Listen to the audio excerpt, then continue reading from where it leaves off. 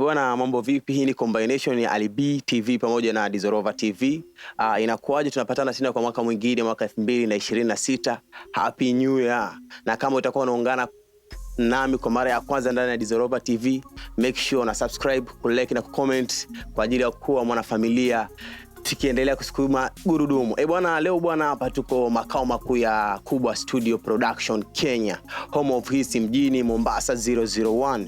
Unyama ni mwingi sana na tuko Kubwa Studio kama nilivyosema, home of hits, na niko na one of the best producer ambaye amekuwa akitengeneza hit song nyingi sana za muda mrefu sana.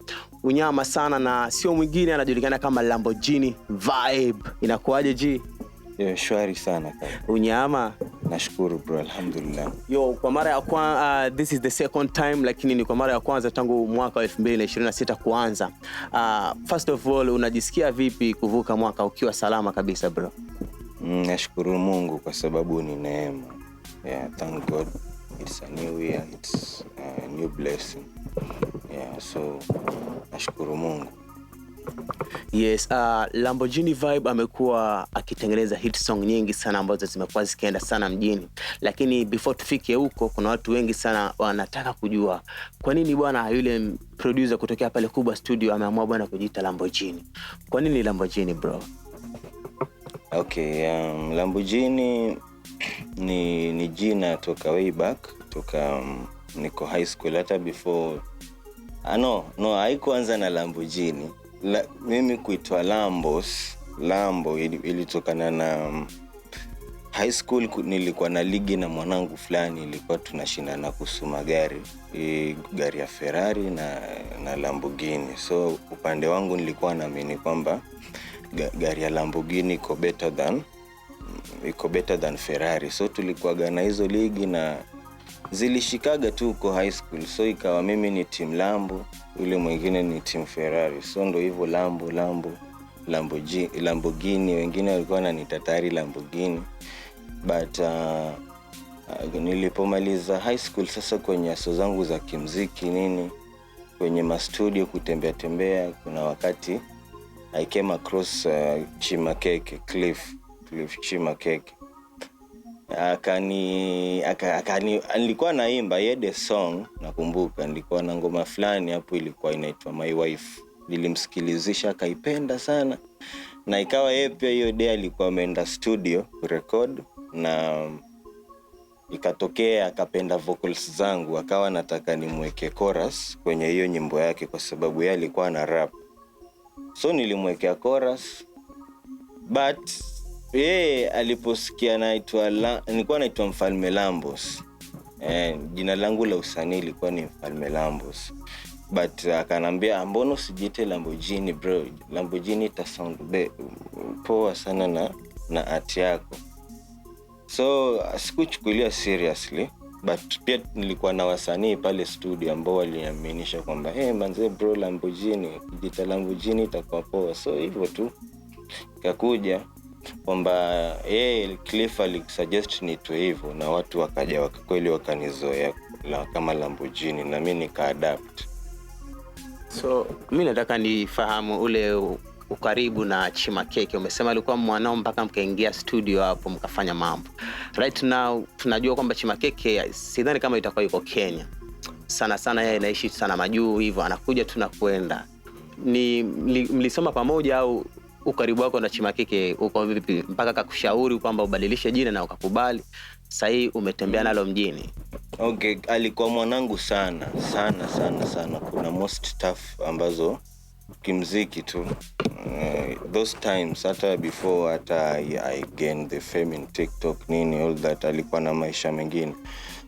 But alikuwa ni mwanangu sana, na nilikuwa namsikiza kwa sababu ni mkubwa wangu. So that's why I adapted the name, na nikaona haina noma mimi kuitwa Lamborghini. Na hivyo tu, God is good all the time. Ukaribu wako bwana na Kubwa, kwa sababu kiuhalisia hata mimi binafsi nimemjua Lamborghini kupitia Kubwa Studio Production, na most of the time kuna producers wengi ambao kwa hapa Kubwa home of hits, lakini mara nyingi sana Kubwa anakuwa kama vile ni kama main producer ambao mara nyingi sana ukija kwenye session Lamborghini waga yuko hapo. Nataka ule uhusiano wa kubwa mpaka kukuaminisha na kuwa anakuachia kabisa keys za studio na wewe kuwa hapa kwa ajili ya kupiga midundo ya wasanii ambao watakuwa wanakuja kurekodi. Okay. Kubwa ni bro toka way back. Amenichukulia kama family toka naimba, yani hata kipindi sija hata fikiria kupiga kodi, kutengeneza beat. Alikuwa amenikubali kwa sababu pia ya hiyo discipline ya kimuziki nini. Napenda music. I show up every time. So alipogundua napenda production, si eti nilikuja hapa tayari kama sijui alafu nikajulia hapa. Okay, nilianza ilikuwa step kidogo huko nyuma, but nilipo gain some knowledge ndo nikamwaminisha kwamba mimi kaka naweza kuproduce, na akanipa nafasi hivyo. Kawa hivyo tu, kaka ako poa yani. Akanipa nafasi, kawa napiga mabeat, napiga sana yani, nimefanya sana yani, na bado Umefanya sana na ni kweli. Tukiongelea kwanza ngoma ya Anita bana, pale kulikuwa na Kubwa Studio present katika ile ngoma, na pia tumeona kwamba labda Kubwa kahusika, na pia nadhani kwamba Lambo amehusika pale katika ngoma ya Anita, si ndio? Mimi Anita sijahusika kiukubwa, lakini mimi ni katika watu wa kwanza kupokea hiyo idea, though ili tengenezwa na TVN. Sitaki ni kwa mnafiki niseme tio nilitengeneza, hapana. Anita kiukweli ilinipitia, lakini sikushughulika nayo. Brother TVN ndo alimakinika nayo akaimaliza. Mitari hata that time ikitengenezwa nilikuwa Nairobi, I wasn't around. So Anita ni big tune, na bado kuna another big tunes zinakuja.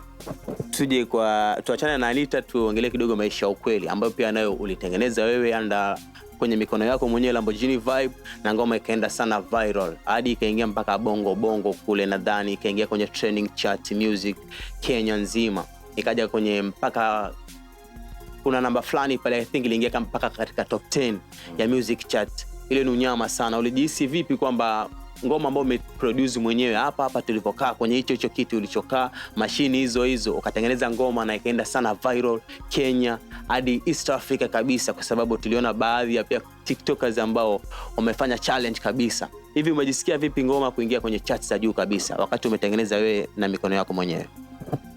Okay, na feel ni blessing. Ni blessing sana, kwa sababu ni katika ndoto zangu, yani at least kufanya something watu wasikize, wapokee. Hiyo ni katika ndoto zangu yani, na naamini kwamba ni Mwenyezi Mungu ndo amesababisha. So Maisha ya Ukweli kwenye kuitengeneza ilianza tu kama jokes. Walikuja na idea ya chorus. Hata si chorus haikuwa hiyo true stories, unajua si mabaria. Hiyo vibe ndo ilikuwa hapo mwanzo, alafu ndo waliponichezea mimi nikapanga beat, wakaandika sasa yote hapa studio, wakamaliza. Baadaye tulifanya ngoma kama 2 hiyo siku, the same day, hiyo Maisha ya Ukweli na nyingine, wakamaliza wakaandika hapo hiyo siku. Kesho yake boss akaja akasikiza, akapenda, na hivyo ngoma ikashughulikiwa, ikatoka, ikafanya vizuri, bomu.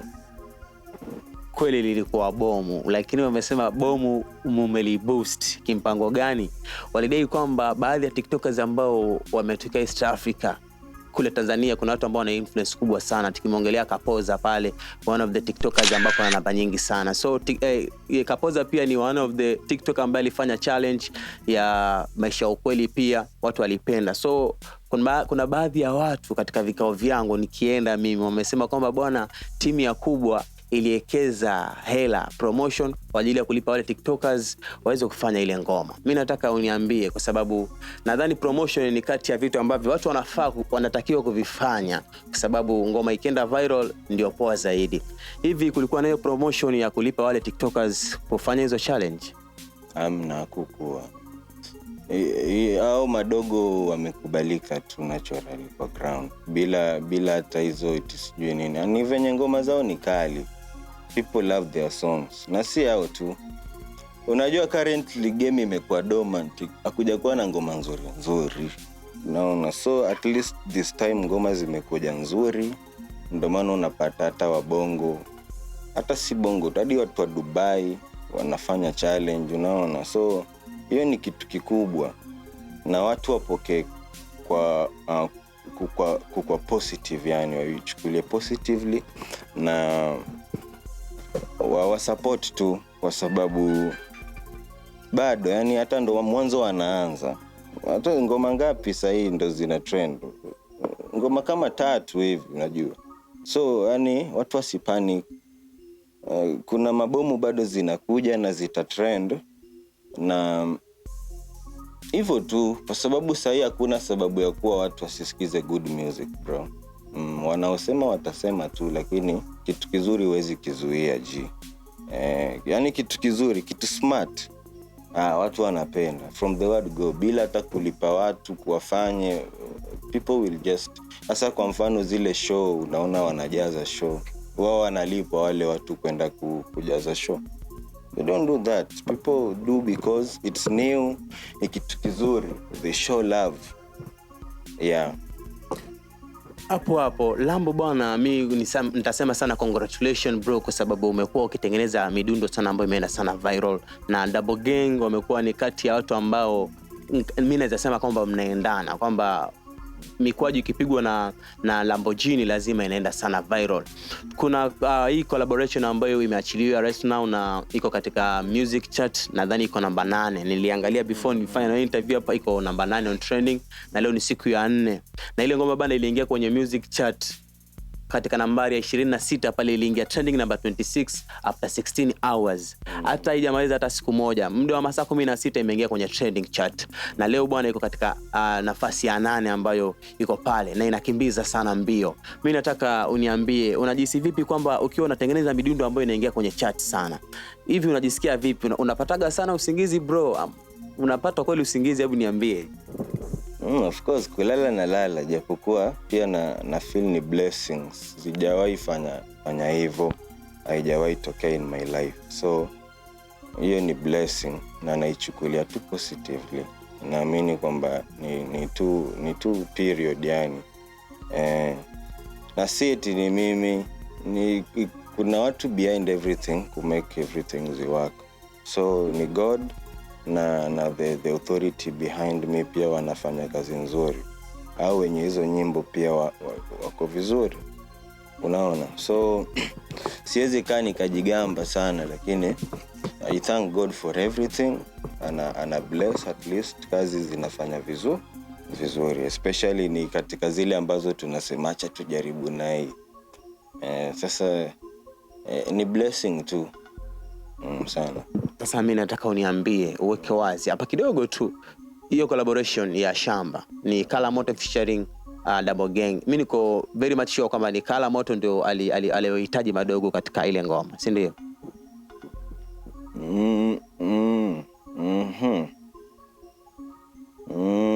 Yeah.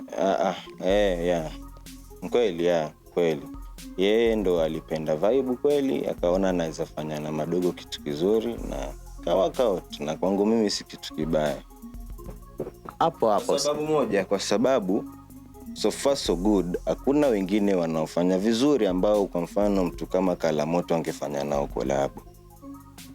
Ashafanya na Eko, amefanya vizuri, naona. Ashafanya na KO, anafanya vizuri. Afanya na nani tena kama si Double Gang, unaona. Okay, wapo wengine wanafanya vizuri, alafu hapa ni nyumbani. Kala Moto yani ukizungumzia kubwa hapa ako home yani, unaona. So yani hata usishangae hata wapige ngoma 5 zitoke, kwani Don Jazzy wale Marvin kule si wanapiga kolabo au kwa hao wasanii wa nyumbani. Si kitu kibaya, watu wasishangae wakaanza kuongea sana, si vizuri. Watu wapokee hiyo muziki, ni big music, waipokee na waendelee kustream. kwa sababu zingine bora zaidi zinakuja, si zile tu. Mbona 2 tu 3 people wanna talk, asibonge watu wapokee hizo mziki wazisambaze. Mjuzi na penya ni stima kwa ground kishenzi. Okay, hapo umesema kwamba ni sawa. Mimi mwenyewe sidhani kama itakuwa ni makosa Kala Moto kwa shirikisha Double Gang, lakini baadhi ya watu wanasema kwamba Kaa amejaribu kutembelea upepo wa Double Gang. So ile ngoma ya Shamba yeye bwana aliamua tu kupepea na upepo wa Madogo, na Madogo wamregeshe mjini kwa sababu Kaa ni kama amepotea hivyo. Hajapotea, mbona wanamjua? Kitu chenye kimepotea kijulikani. Mbona wanaweza zungumza eti Kaa na dandia upepo? Tayari wanajua hilo pepo lipo. Pepo la Kaa lipo. Watu wasiongee sana. Wasiseme eti na dandia pepo la sijui nani. Kila mmoja ako na nafasi yake na anafanya kitu kizuri, kitu chake kulingana na venye inafaa. Kala Moto amekaa chini akaonelea ni vizuri nikifanya hawa Madogo ngoma itafanya vizuri. Mbona imefanya vizuri? Lakini si hata hao Madogo kuna wasanii wengine pia wamefanya collab nao, mbona haijafanya vizuri? So people wako positive manze, wache hizo ndo vitu zinaharibugi game. Hizo za watu wamefanya kitu kizuri, basi badala wakipokee wanaanza hizo negativity. Sababu tu washasema tumenunua views, wamesema sijui mambo mengi tu, lakini kununua views haikuweki kwa trend maiji. Go try. Haiwezekani. Ni venye ngoma zinapenya kwa ground. Unajua wasanii kitu hawajui. Kujulikana kwa Facebook, hizi TikTok, ngoma yako ijulikane huko, na isipojulikana na watu physical kwa ground, bombo clat. Lakini tatizo hao wanajulikana kwa ground, unajua. So wasishangae yani. Kwa mfano juzi, mfano tu sisemi kwa mfano mbaya, Abigail Chimes, msanii wa Bongo, views zake nyingi hata kuliko Shamba. Wametoa ngoma almost on the same period, lakini hajaingia trend. So things doesn't work. See all about trend. Ni about ngoma yako imefikia watu vipi. Unaona? Hiyo ndo muhimu. Si about trend, ni ngoma yako inafikia watu kwa ground, individual. Kama ni watoto wapende, kama ni kina mama wapende physical women, si watu wa kulike tu kwenye mitandao. Hapo uko safe. Sasa ndo maana hao wasanii wakiingia kwenye trend, wakifanya muziki yao vizuri kwa ground, watu wanaanza kusema eti wamelipa. Hawajalipa. Just do it right. Do it right na Mwenyezi Mungu ana bless. Double Gang wameseni wako under Kubwa Studio. Yeah. So marketing, audio production, video production, kila kitu wanasimamia under Kubwa. Yeah. Wow, hiyo ni exclusive wanangu, tunapewa kwamba Double Gang rasmi hapo itakuwa wameseniwa under Kubwa. Sijasema wamesign. Unajua signing ni kitu tofauti. Nasema at least currently vitu vingi wanafanya hapa. But kuhusu signing, unajua sign sasa hiyo unazungumzia labda paper ile. Mimi sijui kuhusu hiyo, but as much as I know, at least vitu vingi taona tunafanya pamoja hapa. We share ideas together. Tuna have meetings pamoja hapa. So yani hapa ni nyumbani, apart from familia. Familia yani. Na si toka hii juzi wana trend, toka kitambo bro. Hao maboys toka kitambo, yani hata siku hizi naanza kuangalia na wanajielewa, wanajua. Toka way back, si watu wakianza kuona kubwa. Si eti ni juu sahi. Toka hata wajaanza kutunga mistari za maana. So wako home, wako safe. Watu wa expect tu mabombo clat kwa ground. Noma. 2026 imeanza vizuri sana na mangoma ambayo yamekuwa dropped mengi sana. Kuna Dora PLZ, kuna Taliban Halisi amerelease ngoma yake, I think iko na 2 days, watanisema sana pia ni one of the best ambayo imeingia kwenye trend. Kuna Tap Tap pia music video ya MK64. Kuna mangoma kibao ambayo yametoka mwaka 2026. Januari bwana ni mwaka ambao kidogo tunakuaga wako busy, lakini inaonekana sisi bado Januari tuko katika burudani mzee. Una kipi cha kusema baadhi ya madogo ambao wanafanya vizuri, kwa sababu pia Mtaliban halisi ngoma yake pia nayo imejaribu kuingia kwenye trend kwa muda tu wa siku moja hivi. Una kipi cha kuambia madogo ambao wanafanya vizuri kama Mtaliban halisi pia? Nice work. Hivyo ndo inafana, na mimi daily hayo ndo maombi yangu. Ningependa kuona wasanii wakifanya shughuli zao za sanaa na zikifanikiwa. Unaona, kwa sababu hiyo ndo ndoto ya msanii. Anatamani atoe nyimbo yake, mashabiki wapokee. Unaona, so inapofanyika hivyo, hiyo ni blessing. Pure blessing, na ground iendelee hivyo. Wasanii wapige ma hit songs, zifanye vizuri, mashabiki zao wawasupport, you know. Watoe tu ma hit song. Msanii usitoe tu nyimbo, toa tu ngoma poa yenye at least unajua watu watapenda. It doesn't matter kabisa. Wewe achilia manyimbo, tengeneza at least a fan base, hata kama ni kidogo tu, ita grow hivyo tu. Kwa yule msanii ambaye anatamani kuja hapa Kubwa Studio kwa ajili ya kuja kufanya audio production, lakini anahofia kwamba labda Kubwa budget yao ya kufanya music hapa itakuwa ni kubwa vile kama vilivyo jina lake lenyewe. Hivi mtoe hofu kwa yule msanii ambaye anataka kuja kufanya audio production Kubwa, na kupata vipi na ni kiasi gani ambacho anafaa kuja nacho hapa kwa ajili ya kuja kufanya ngoma? Okay, msanii asipanic. The pricing is affordable.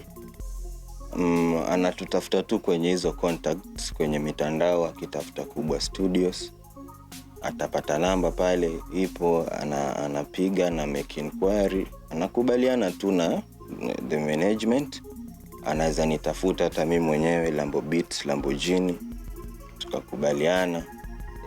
Ni makubaliano tu. Mwaka 2026 Lamborghini kama producer amejipanga nini, ama ni kitu gani ambacho amekipanga huu mwaka kukifanya mwaka 2026?